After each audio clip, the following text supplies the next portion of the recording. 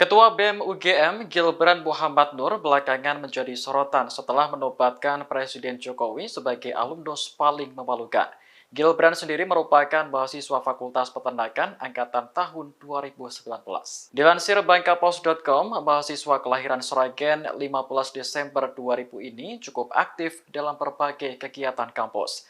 Ia telah bergabung dengan BEM Fakultas Peternakan UGM sejak tahun 2020.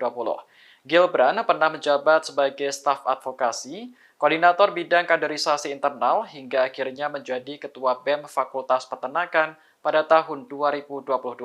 Selain pengalaman organisasi, ia juga menorehkan berbagai prestasi selama kuliah.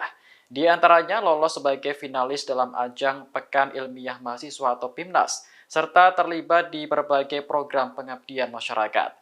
Gilbran juga tercatat sebagai mahasiswa penerima beasiswa Rumah Kepemimpinan dari tahun 2020 hingga tahun 2022.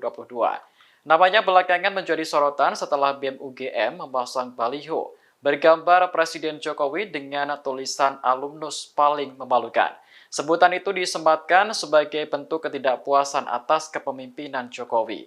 Hal ini pun mengundang respons dari berbagai kalangan, terutama warganet di media sosial. Bahkan, akun Instagram Gilbran hingga saat ini masih dibanjiri komentar negatif oleh warganet.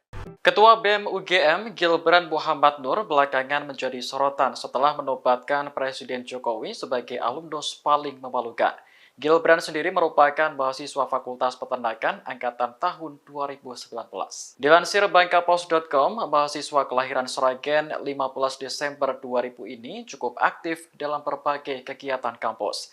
Ia telah bergabung dengan BEM Fakultas Peternakan UGM sejak tahun 2020. Gilbran pernah menjabat sebagai staf advokasi, koordinator bidang kaderisasi internal, hingga akhirnya menjadi ketua BEM Fakultas Peternakan pada tahun 2022.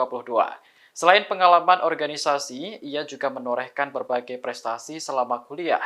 Di antaranya lolos sebagai finalis dalam ajang Pekan Ilmiah Mahasiswa atau PIMNAS, serta terlibat di berbagai program pengabdian masyarakat. Gilbran juga tercatat sebagai mahasiswa penerima beasiswa Rumah Kepemimpinan dari tahun 2020 hingga tahun 2022.